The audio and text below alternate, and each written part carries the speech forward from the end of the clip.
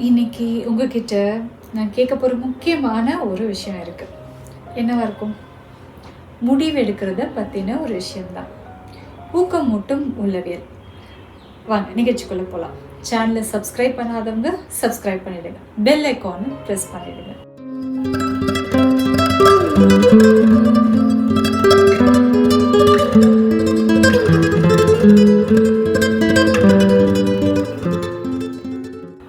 எனக்கு இப்போ நீங்கள் ஒரு விஷயம் கிளியர் பண்ணணும். எவ்வளோ சுலபமாக நீங்கள் டெசிஷன் எடுப்பீங்க? உங்கள் குடும்பத்தை பற்றி நான் இப்போ கேட்கல, உங்கள் எதிர்காலத்தை பற்றி அதையும் நான் கேட்கல. இப்போ நான் என்ன கேட்குறேன்னா டெசிஷன் பற்றி. அதாவது எந்த ஒரு சந்தர்ப்பத்திலும் ஏதாவது ஒரு புதிய பர்சனை நீங்கள் சந்திக்க நேர்ந்தாலும், ஒரு புதிய சங்கடங்களை பார்க்க நேர்ந்தாலும் இம்மீடியட்டாக தாவி துள்ளி ஒரு முடிவெடுக்கிற ஆளா நீங்கள் அப்படின்னு நான் கேட்குறேன். இது ஆங்கிலத்தில் நறுக்குன்னு சொல்கிறது உண்டு, ஜட்ஜ்மெண்டல் அப்படின்னு. இப்போது இதில் கேள்வி என்னன்னா, முடிவெடுக்கிறதுல எப்படிப்பட்ட பர்சன் நீங்கள்? கொஞ்சம் கூட யோசிக்காமல் ஒரு பர்சனை பார்க்கறதுக்கு முன்னாலேயே அவங்கள பற்றி சில முடிவுகளை எடுத்து வச்சுட்டு அப்புறமா அதை நோக்கி நகரவங்களா? இது பற்றி நான் பேசும்போது எனக்கு ஒரு சம்பவம் ஞாபகம் வருது. அதாவது ஒரு வயதான ஒரு உழவர் இருக்கார். அவருக்கு ஒரு மகன். அந்த மகன் இவருக்கு எந்த ஒரு ஹெல்ப்பும் பண்ணுற மாதிரி தெரியல. இந்த உழவர்னு சொல்லும் போது இப்போ நம்ம நாட்டில் எப்படி மாடு வச்சு உழவு தொழில் பண்ணுவோமோ அதே மாதிரி குதிரையை வச்சு உழவு தொழில் பண்ணுற ஒரு நாட்டை சேர்ந்தவங்க. ஸோ அதை வச்சு தான் அவங்களுடைய லைஃப் ஸ்டைல், அதோட வாழ்வாதாரமும் அதை வச்சு தான் அவங்க நகர்ந்துட்டு இருக்கு. அப்போ திடீர்னு ஒரு நாள் பார்த்தா அந்த குதிரை ஒரு நாள் வீடு திரும்பவே இல்லை. ஸோ இவருக்கு ரொம்ப ஒரு கஷ்டமாக போயிடுச்சு. ரொம்ப ஒரு மாதிரி வருத்தத்தில் இருக்கார். அந்த டைமில் அக்கம் பக்கத்தினர், அவர் நெய்பர்ஸ் எல்லாம் அவர்கிட்ட கேட்குறாங்க, இந்த மாதிரி உங்கள் கிட்ட இருக்கிற ஒரு இருந்தது ஒரே ஒரு குதிரை, அந்த குதிரை காணா போயிடுச்சு, உங்களுக்கு இப்போது வருத்தம் தானே அப்படின்னு கேட்குறாங்க. இவர் உங்களுக்கு வருத்தமா இல்லையான்னு கேட்டிருந்தா ஏதோ ஒரு பதில் சொல்லியிருப்பார். ஆனால் வருத்தம் தானே அப்படின்ற ஒரு கேள்வி கேட்கும் போது இவர் இப்போதானே காணா போயிருக்கு, இனிமேல் தான் அது தெரியும் மேபி அப்படின்ற ஒரு பதிலை இவர் சொல்லிட்டு எழுந்து போயிடுறாரு. ஸோ அங்கே இருக்கவங்களுக்குலாம் ஒரு மாதிரி கோபமாக வருது. ஒரு சுவையான ஒரு காசிப் கிடைக்கும் போது இந்த மாதிரி நல்லா பேசலான்னு வரும்போது இவரே அதுக்கு ஈடு கொடுக்க மாட்டார் அப்படின்ற மாதிரி அவங்க போயிடுறாங்க. இன்னும் ஒரு 2-3 நாள் கழித்து பார்த்தோம்னா அந்த குதிரை, அந்த பயிற்சி வைக்கப்பட்ட அந்த குதிரை, அதாவது டொமஸ்டிகேட்டட் ஹார்ஸ் அப்படின்னு சொல்லுவோம் இல்லையா, அந்த குதிரை வீடு திரும்புது. அதோடு கூட சேர்ந்து இன்னும் 2 குதிரைகளும் வீடு திரும்புது. அப்போது அங்கே இருக்கிறவங்களுக்குலாம் ரொம்ப ஒரே ஆனந்தமாக இருக்குது. பரவாயில்லையே, ஒரு குதிரை போய் இவருக்கு 3 குதிரை கிடச்சிருச்சு அப்படின்னு சொல்லிட்டு திரும்பவும் அவங்கெல்லாம் இவர் வீட்டுக்கு வராங்க. இந்த பெரியவர் வீட்டுக்கு வராங்க. இந்த பெரியவர்கிட்ட கேட்குறாங்க, இப்போது ஒரு குதிரை உங்களுக்கு காணா போச்சு, இப்போ 3 குதிரையாக திரும்பி வந்திருக்கு, இப்போ உங்களுக்கு மகிழ்ச்சி தானே அப்படின்னு கேட்குறாரு. அதுக்கு இவர் என்ன பதில் சொல்கிறாரு? மகிழ்ச்சியா இல்லையான்னு கேட்டாலும் அதுக்கு ஒரு ரிப்ளை பண்ணலாம். ஆனால் இவர் மகிழ்ச்சி தானே அப்படின்ற மாதிரி கேட்கும்போது இவர் உடனே மேபி இப்போ தானே ஒரு 2 குதிரை எக்ஸ்ட்ரா திரும்பி வந்திருக்கு, இது இனிமேல் தான் பயிற்சி வைக்கணும், இது வைல்டு ஹார்ஸ், அதாவது எந்த ஒரு பழக்கமே படுத்தாத ஒரு ஹார்ஸ், ஸோ அதனால எனக்கு என்னன்னு எப்படின்னு தெரியல, இனிமேல் தானே பார்க்கணும் அப்படின்ற மாதிரி இவர் பதில் சொல்கிறார். சந்தோஷமாக கூட இருக்கலாம் அப்படின்ற மாதிரி சொல்லிட்டு இவர் எழுந்து போயிடுறாரு. அங்கே இருக்கிற அந்த அக்கம் பக்கத்தினருக்கு ரொம்ப கோவம் வருது. இவர் ஏன் இந்த மாதிரி பண்ணுறாரு, எதுக்குமே ஒரு ஈடு கொடுத்து பேச மாட்டாரு, அப்போ தானே எங்களுக்கு ஒரு இதுவாக இருக்கும் அப்படிலாம் சொல்லிட்டு ரொம்ப ஒரு சலசலப்பு ஏற்படுத்திட்டு அவங்க கிளம்பிடுறாங்க. இன்னும் கொஞ்ச நாள் கழிச்சு, அதாவது 1 வீக்கில் என்ன ஆயிடுதுன்னா, அவரோட ஒரே மகன் சொன்னேன் இல்லையா, அவர் என்ன பண்ணுறாரு, இந்த பயிற்சி விற்கப்படாத ஒரு வைல்டு ஹார்ஸோட சவாரியில் போகிறார். ஏறி அவர் போயிடுறாரு. அந்த ஹார்ஸ்க்கு, அந்த குதிரைக்கு எந்த வித பழக்கமும் இல்லை.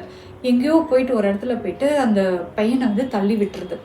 தள்ளி விட்டோன்னே என்ன ஆகிடுது, அவர் கை காலெல்லாம் உடஞ்சிருது. முக்கியமாக முழங்கால் சுத்தமாக உடஞ்சிருது. உடஞ்சி போனோன்னா அங்கே இருக்கிறவங்களாம் கூட்டிகிட்டு அவர் வீட்டுக்குள்ளே குண்டு கட்டாக தூக்கி கொடுத்துட்றாங்க. அப்போது ரொம்ப இதுவாக இருக்காங்க, ரொம்ப ஒரு மாதிரி வரிடாக இருக்காங்க. அதே நெய்பர்ஸ் திரும்பி வராங்க. உங்களுக்கு இருக்கிறது ஒரு பையன், நீங்கள் வேலையும் பார்த்துக்கணும், உங்கள் பையனையும் பார்த்துக்கணும், உங்களுக்கு ரொம்ப வேலையாக இருக்கும்ல, உங்களுக்கு ரொம்ப கஷ்டமாக இருக்கும்ல, அந்த மாதிரி கேட்குறாங்க. இவர் அதுக்கு என்ன பதில் சொல்கிறாரு, மேபி இப்போ தானே கால் உடஞ்சிருக்கு, இன்னும் ரெக்கவர் ஆகணும், இன்னும் பையன் எழுந்து நடக்கணும், இன்னும் நிறைய வேலைகள்லாம் இருக்குது, இனிமேல் தான் தெரியும் அப்படின்ற மாதிரி ஒரு பிடி கொடுக்காம அவர் பேசிட்டு எழுந்து போயிடுறாரு. அங்கே இருக்கிற நெய்பர்ஸ்க்கெல்லாம் வந்து ஒன்றும் புரியல, இவர் ஏன் இப்படி இருக்காரு அப்படின்ற மாதிரி ஒரு கேள்விக்குறியோடு அவங்க போயிடுறாங்க. இன்னும் ஒரு வாரத்தில் என்ன ஆயிடுது, அங்கே இருக்கிற இந்த நாடு எப்படின்னா, ஒரு சர்டன் ஏஜ் வந்த உடனே பசங்க அந்த வீட்டில் இருக்கிற ஒரு குடும்பத்துக்கு ஒரு பையனையாவது வார்க்கு அனுப்பணும் அப்படின்றது தான் அங்கே ரூல். அப்போ அங்கே மன்னன் வந்து அவங்களோட சேனாதிபதியை அனுப்புகிறாரு. வீட்டில் இருக்கிற பசங்களாம் ஒரு பசங்களை கூட்டிகிட்டு வந்து இந்த போருக்கு பயிற்சி வைக்கணும் அப்படின்னு ஒரு ஆர்டர் போடுறாரு. அப்போது ஒரு வீடாக போயிட்டு ஒருத்தங்களை சூஸ் பண்ணி கூட்டிகிட்டு போயிடுறாங்க. அப்போது இந்த வீட்டுக்கு வராரு, அதாவது நம்ம பேசிகிட்டு இருக்கோம் இல்லையா, அந்த உழவர் இந்த பெரியவர் வீட்டுக்கு வராங்க.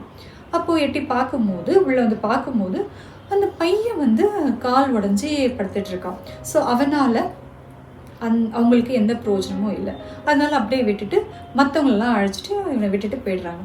அப்போ அந்த ஊரே வந்து ரொம்ப கவலையாக இருக்குது. ஐயோ, மகனை தன்னோட பிள்ளைங்களெல்லாம் கூட்டிகிட்டு போகிறாங்களே அப்படின்ற மாதிரி இருக்குது. அப்போது இந்த ஊர் மக்கள் அக்கம் பக்கத்தினர்லாம் திரும்பவும் வந்து இவர்கிட்ட கேட்குறாங்க, இப்போ உங்களுக்கு சந்தோஷம் தானே அப்படின்றாங்க. இவர் அதுக்கு வந்து எந்த பதிலுமே சொல்லாமல் மேபி இருக்கலாம் அப்படின்றார். இந்த கதையிலிருந்து நாம் நம்ம மனசை மாற்றி கொஞ்சம் பார்க்கலாம். என்ன அவசரப்பட்டு ஆத்திரப்பட்டு அறகுறையான ஒரு ஞானத்தோடு எடுக்கக்கூடிய கடுமையான முடிவுகள் இருக்குல்ல, அதை நம்ம ரீகன்சிடர், அதாவது மறுபரிசீலனைக்கு ஆட்படுத்தப்பட வேண்டும். அது மனிதர்களை பற்றியாலும் சரி, அது ஒரு ஒரு பர்சனுடைய நடை உடை பாவனம் அதை பற்றி ஆனாலும் சரி, அது தப்பாக இருக்குமோ அப்படின்ற எண்ணத்தோடு மீண்டும் மறு ஆய்வு செஞ்சோம் அப்படின்னா மற்றவங்களை பற்றின ஒரு நல்ல ஒப்பீனியன் நம்மளுக்கு நிச்சயமாக கிடைக்கும். முயற்சி செய்யலாமா? இப்போது நீங்கள் ஈகிள், அதாவது கழுகை நம்ம உதாரணத்துக்கு எடுத்துக்கலாம். அது உயர பறக்கும். ஆனால் அது உயர பறக்கும்போது அது அட்டாக் பண்ணுறதுக்குன்னு சின்ன சின்ன பறவைகள் வந்து அதை நசன் பண்ணும். ஆனால் அந்த ஈகிள் வந்து கண்டுக்காது. அதோட வேலை என்னவோ, அந்த நோக்கம் என்னவோ, அதை மட்டும்தான் குறிக்கோளாக வச்சு அது போய்கிட்டே இருக்கும், இன்னும் உயர பறக்கும். அதே மாதிரி தான் நம்மளும் சின்ன சின்ன ஒரு சலனங்கள், சின்ன சின்ன ஒரு பிரச்சனைகள், டிஸ்பியூட்ஸ் அந்த மாதிரிலாம் வந்துச்சுன்னா அதுக்கெல்லாம் முக்கியத்துவம் கொடுக்காம உங்களோட கோல் என்னவோ அதை மட்டும் நீங்கள் ஃபோக்கஸ் பண்ணிவிட்டு உங்களோட இலக்கை அடைஞ்சிங்கன்னா ஒரு டெசிஷன் மேக்கிங் ஆகட்டும், என்ன ஒரு பெரிய விஷயமாகட்டும், அது ஈஸியாக அச்சீவ் பண்ண முடியும். சில பேர்லாம் பார்த்தோம்னா ஃபேமிலிக்குள்ளேயே வந்து நிறைய ஆர்கியூமெண்ட்ஸ் இருக்குது. என்னோடய ரிலேட்டிவ்ஸ் இப்படி சொல்லிட்டாங்க, என்னோடய டாட்டர்லாம் அப்படி சொல்லிட்டாங்க, என்னோட மதர்லாம் அப்படி சொல்லிட்டாங்க, என் சிஸ்டர்லாம் அப்படி சொல்லிட்டாங்க, அப்படிலாம் வந்து எடுத்துகிட்டு அதை நினச்சி வந்து ஒரு சின்ன வட்டத்துக்குள்ளே சுற்றிக்கிட்டு இருப்பாங்க. அப்படி இல்லாமல் அதெல்லாம் கீப் இட் அசெட், ஒரு part and parcel of life, அதெல்லாம் தள்ளி வச்சுட்டு உங்களுடைய கோல் என்னவோ அதை மட்டும் நோக்கி நீங்கள் ட்ராவல் பண்ணிங்கன்னா இதெல்லாம் வந்து ஒரு பெரிய இஷ்யூவாகவே இருக்காது. நம்ம பெரும்பாலும் என்ன பண்ணுறோம், நிறைய பேர் வந்து ப்ராப்ளம்ஸை நிறைய ஃபோக்கஸ் பண்ணிவிட்டு நம்ம என்ன கோலோ அதை வந்து ஃபோக்கஸ் பண்ண நம்ம மறந்துடும். அப்படி இல்லாமல் கோலில் ஃபோக்கஸ் பண்ணோம்னா நிச்சயமாக நம்ம டெசிஷன் மேக்கிங்லேயும் நல்ல ஒரு ஆப்ஷன் சூஸ் பண்ணி நல்ல ஒரு திடமான மனசோடு இருக்கும். இந்த நிகழ்ச்சி உங்களுக்கு பிடிச்சிருக்கும்னு நினைக்கிறேன். சேனலை சப்ஸ்கிரைப் பண்ணாதவங்க சப்ஸ்கிரைப் பண்ணிவிடுங்க, பெல் பட்டனை ப்ரெஸ் பண்ணிவிடுங்க.